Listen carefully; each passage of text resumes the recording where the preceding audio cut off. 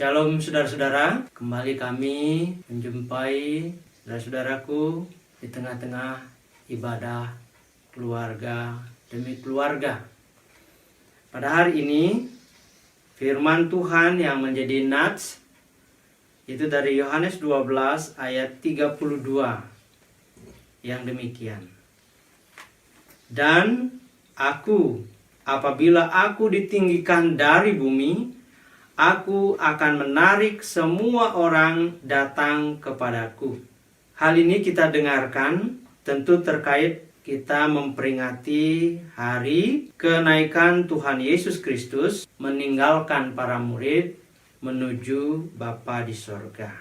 Kata naik itu adalah bahasa kisah atau bahasa penggambaran antara hubungan Tuhan Yesus dengan para murid, di mana pada waktu itu Tuhan Yesus bersama-sama dengan para murid yang permulaan, di mana secara manusia bisa dijamah, bisa difoto, bisa diajak bercakap-cakap, dapat diajak makan-makan, dan seterusnya.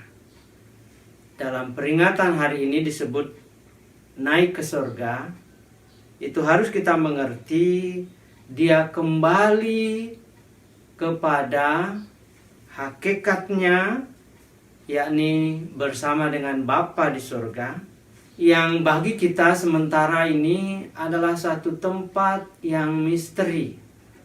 Memang kita mengistilahkannya dengan surga, tapi kan kita belum pernah ke sana. Jadi tempat yang bagi kita masih misteri itu, kesanalah jiwa kita semua merindu. Dan suatu saat kita akan sampai di sana. Nah, selama kita di bumi ini, Tuhan Yesus mau kita melakukan sesuatu sebagaimana yang Ia doakan dalam doa syafaat ketika Dia hendak meninggalkan para murid. Hal itu kita baca. Ini sepenggal dari doa syafaat agung Tuhan Yesus kita dengarkan hari ini. Silahkan buka Alkitabnya dari Yohanes 17 ayat 20 sampai 26. Saya bacakan demikian. Dan bukan untuk mereka ini saja aku berdoa, tetapi juga untuk orang-orang yang percaya kepadaku oleh pemberitaan mereka, supaya mereka semua menjadi satu, sama seperti Engkau, ya Bapa, di dalam aku, dan aku di dalam Engkau, agar mereka juga di dalam kita, supaya dunia percaya bahwa Engkaulah yang telah mengutus aku. Dan aku telah memberikan kepada mereka kemuliaan yang Engkau berikan kepadaku, supaya mereka menjadi satu, sama seperti kita adalah satu. Aku di dalam mereka dan Engkau di dalam aku, supaya mereka sempurna menjadi satu, agar dunia tahu bahwa Engkau yang telah mengutus aku, dan bahwa Engkau mengasihi mereka sama seperti Engkau mengasihi aku. Ya Bapa, aku mau supaya dimanapun aku berada, mereka juga berada bersama-sama dengan aku, mereka yang telah Engkau berikan kepadaku, agar mereka memandang kemuliaanku yang telah Engkau berikan kepadaku. Sebab Engkau telah mengasihi aku sebelum dunia dijadikan. Ya Bapa yang adil, memang dunia tidak mengenal Engkau, tetapi aku mengenal Engkau, dan mereka ini tahu bahwa Engkaulah yang telah mengutus aku, dan aku telah memberitahukan namamu kepada mereka, dan aku akan memberitahukannya, supaya kasih yang Engkau berikan kepadaku ada di dalam mereka, dan aku di dalam mereka.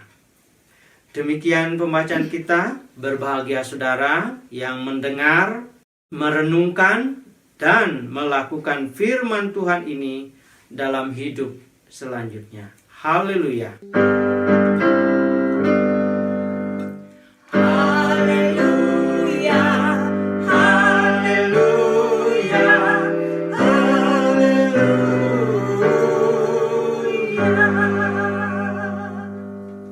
Saudara-saudaraku, perenungan kita akan firman Tuhan hari ini saya beri judul, Dia Mau Kita Laksana Serumpun Bambu, atau dipendekkan laksana rumpun bambu.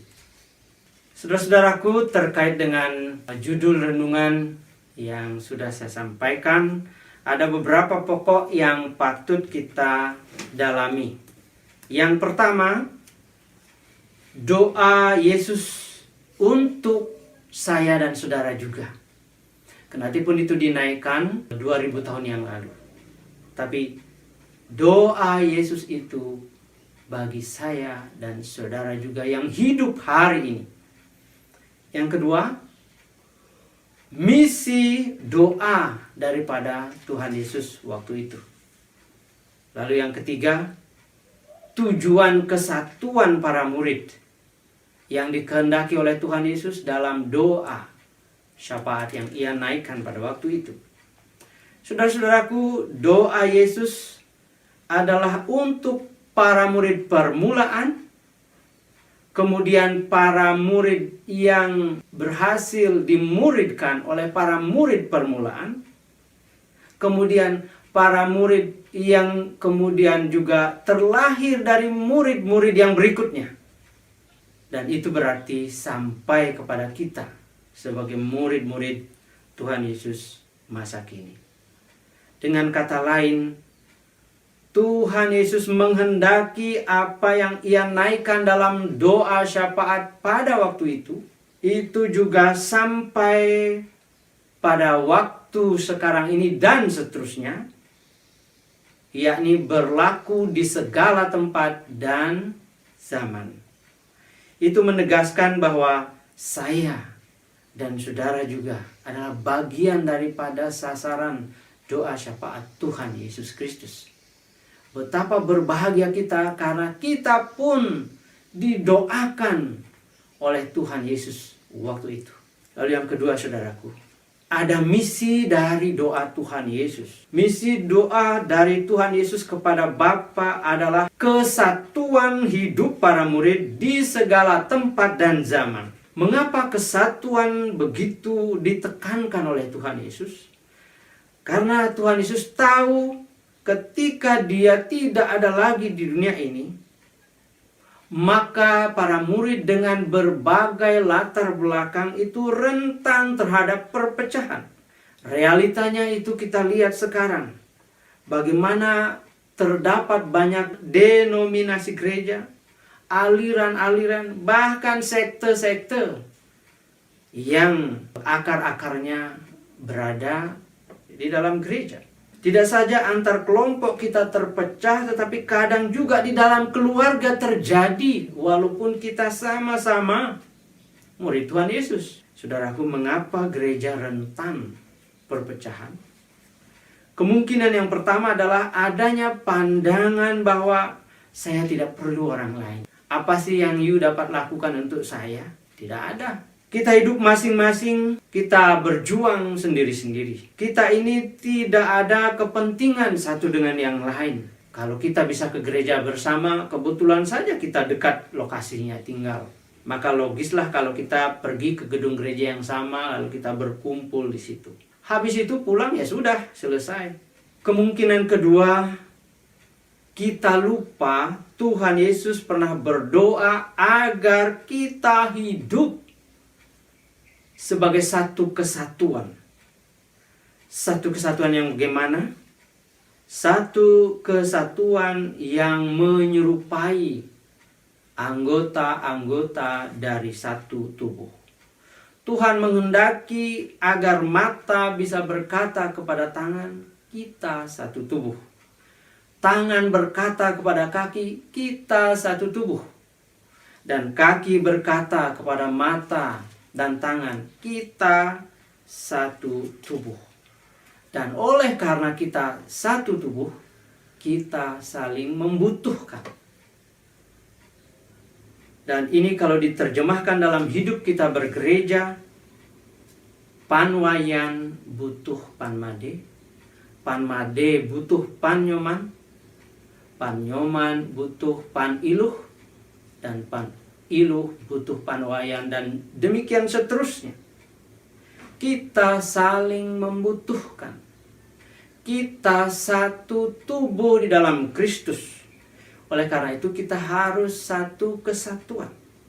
Di dalam satu kesatuan, jemaat besar akan berkata, "Hai engkau jemaat yang kecil, kita satu tubuh."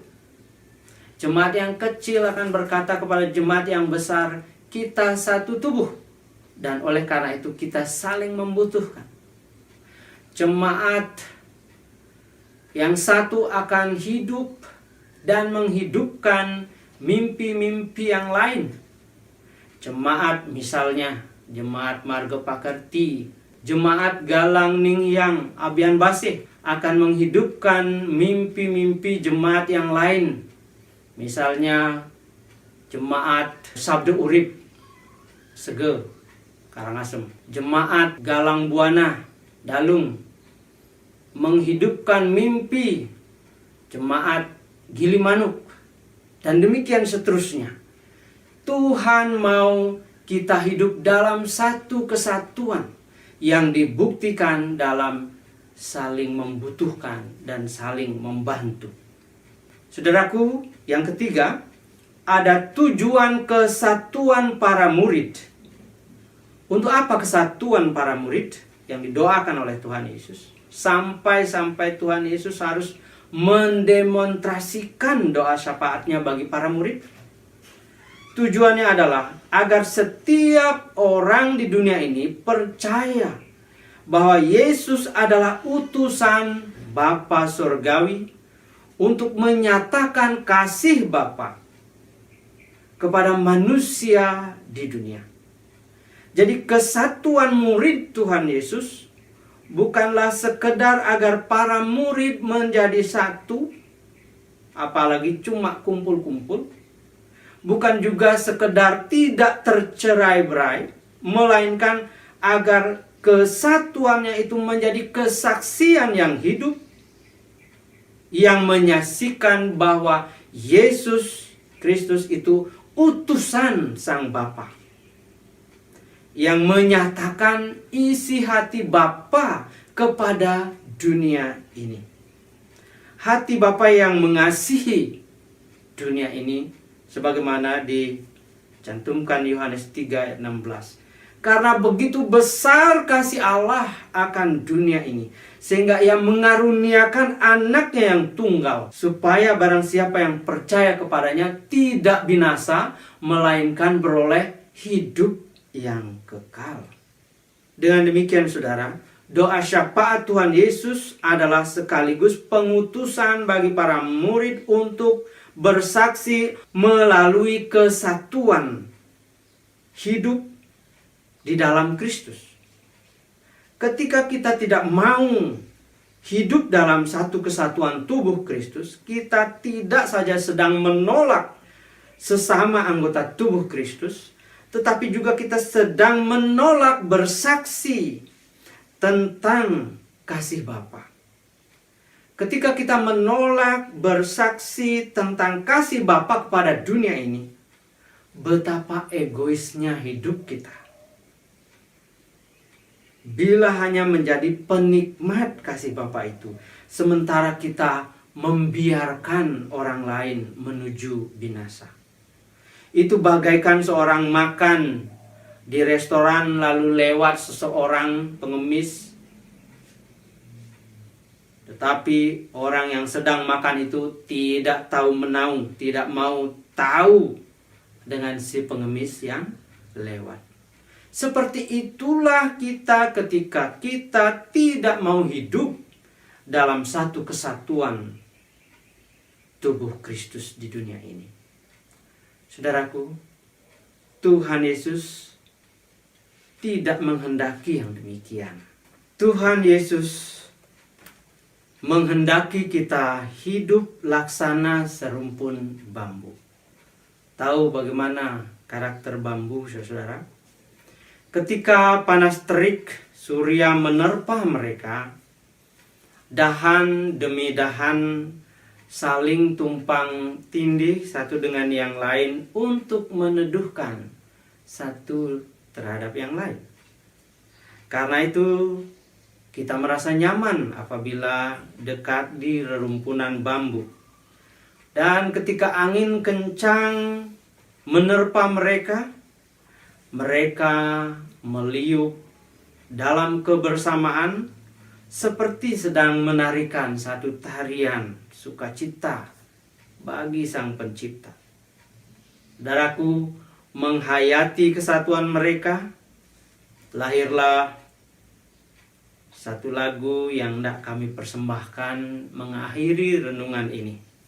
Semoga menolong kita menghayati firman Tuhan dalam hidup kita selanjutnya.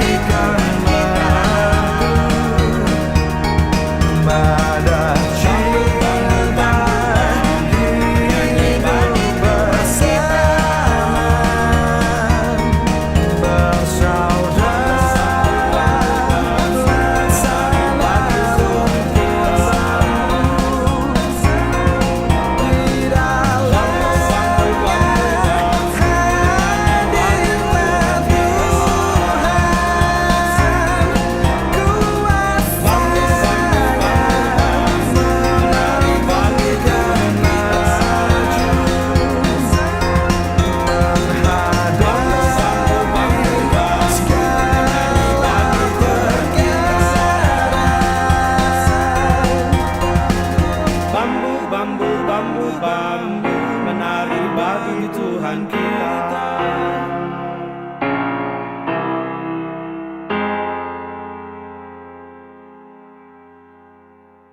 Saudara-saudaraku, demikianlah firman Tuhan. Diberkati saudara yang melakukannya. Selamat merayakan hari kenaikan Tuhan Yesus Kristus. Amin.